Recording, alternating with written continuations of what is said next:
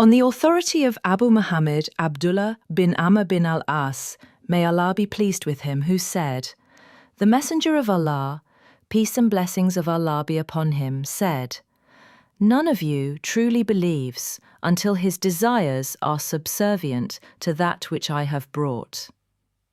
Imam an-Nawawi says, "We have related it in Kitab al-Hujjah with a sahih chain of narrators."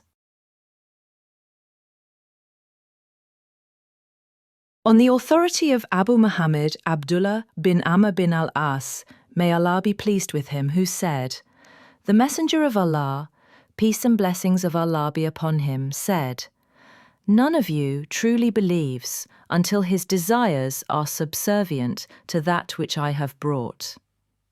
Imam an-Nawawi says, "We have related it in Kitab al-Hujjah with a sahih chain of narrators." On the authority of Abu Muhammad Abdullah bin Amr bin al-As, may Allah be pleased with him, who said, "The Messenger of Allah, peace and blessings of Allah be upon him, said, none of you truly believes until his desires are subservient to that which I have brought." Imam an-Nawawi says, "We have related it in Kitab al-Hujjah with a sahih chain of narrators."